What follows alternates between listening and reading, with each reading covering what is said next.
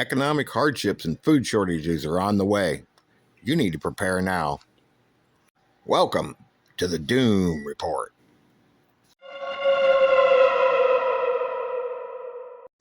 Even if this war ends and the strait opens up, we still haven't seen the blowback of it being closed for 2 whole months. The last ships that just snuck through the strait before this all started just showed up at our ports this past week. So there's going to be a lot of shortages coming, a lot of price hikes, a lot of problems on the way. You need to prepare now.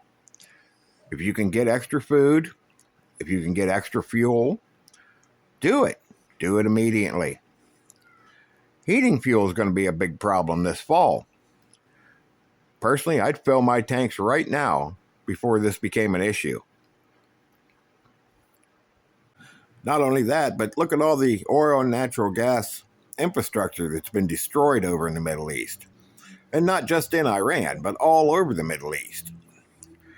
It's going to take them a year or more to rebuild that and get things back up and running the way they were before. So you need to be aware of this, guys. You need to stock up, especially on food. You know, the fertilizer that has been delayed going through the strait is going to become a huge issue. And then on top of it, we have droughts going through our farmland to just add to these problems. So guys, I'm telling you, stock up while you can. Things are about to get bad. Most people don't see it coming. And we don't even know if the strait's going to open up. You know, Trump said they're really close to making a monumental deal, and then sources inside Iran say they're not even going to show up for the peace talks in Pakistan tomorrow. So, fog of war, we're just going to have to wait and see what happens. So we're going to change the format of the Doom Report a little bit. We're going to start off each day by talking about one of the news events and how it affects you and what you need to do to prepare. And after that, we'll go into the rest of the news for the day. Got a little tip from a friend of mine that this may help a little bit with the algorithm who doesn't favor us right now. So we'll just see. And now on to the rest of the news. An Iranian foreign minister spokesman says they have made no final decision on whether to attend the ceasefire talks tomorrow in Pakistan. President Trump has threatened more U.S. strikes in Iran as the ceasefire deadline looms. That's looms, not dooms. Al Jazeera reports that Pakistan races against time to get Iran back to the U.S. talks as the truce nears an end. Senator Chris Murphy applauds the Iranian ships fighting against the U.S. Navy. Sounds like treason to me, slimeball. President Trump says he will not extend the truce on the eve of the scheduled peace talks in Pakistan. 2 CIA officers died in a Mexican accident, allegedly, after a counter-narcotics operation. U.S. military service members will no longer be required to get the annual flu shot. A gunman shot several tourists at a historic pyramid in Mexico. Lori Chavez DeRemer, Trump's labor secretary, steps down amid internal investigations. Boy, Trump's cabinet's just falling apart. Between the people he fires and the ones that are just leaving on their own, seems like we're going to have a little shakeup in the old administration. The ethics panel is to decide the penalty for Representative Sheila Sherfilas McCormick over theft allegations. Tucker Carlson says he regrets backing Donald Trump and is tormented by it. There are calls being heard to cancel the 2026 White House Correspondents' Dinner. According to a report, one of Iran's Dark Fleet vessels has slipped through the blockade. The Onion says it has finally acquired Alex Jones's Austin-based InfoWars. The Taiwanese president has canceled his trip to Africa, blaming Chinese pressure. Japan to sell more deadly weapons abroad, breaking with the post-war World War II pacifism. AP reports that U.S. forces have boarded a sanctioned oil tanker in the Indian Ocean. They got that report from the Pentagon. According to The Guardian, Trump wants $1.5 trillion for the Pentagon, and he also wants to cut healthcare and housing. The New York Times reported that the Florida inquiry into ChatGPT's role in the Florida State University shooting has now shifted to a criminal investigation. Now we're criminally investigating AI.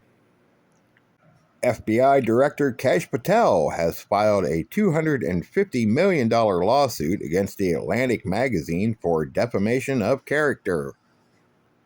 2 people were unalived and 5 injured as a planned fight between teens turned into a deadly mass shooting in Winston-Salem, North Carolina. A report from WhiteHouse.gov says President Trump's landmark order advances breakthrough mental health treatments, delivering new hope to veterans. Kremlin-friendly ex-president Rumen Radev scores big election win in Bulgaria. Texas Attorney General Ken Paxton is suing the Democratic donor platform Act Blue. Seems like there are a lot of lawsuits flying around right now. There are winter storm warnings. Yes, winter storm warnings for the Sierra Nevadas as another multi-foot dump of snow is expected. The AP has reported that Cuba has confirmed a meeting with the U.S. officials on the island and wants the energy blockade lifted.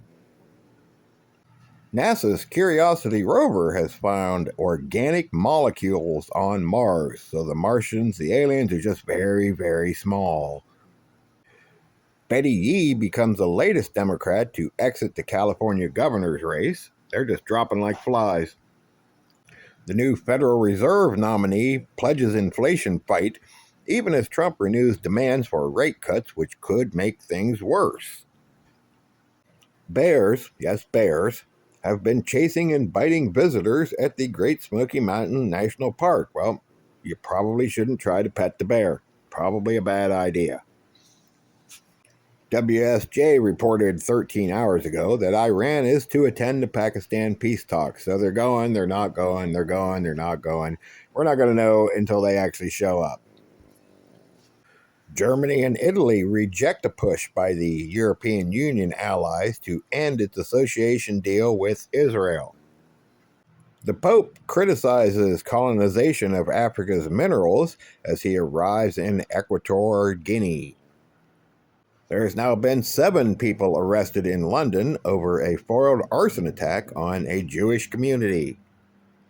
The New York Times is reporting that the Strait of Hormuz may never go back to normal. And I actually agree with that. They finally reported on something that makes sense. Good for them. Ukraine has hit Russia's oil pumping station. They've really been beating up Russia's oil infrastructure here in the last week or so. So on top of the whole Middle East thing, now we got that. The United States and its allied forces kick off combat drills with the Philippines as China strongly objects.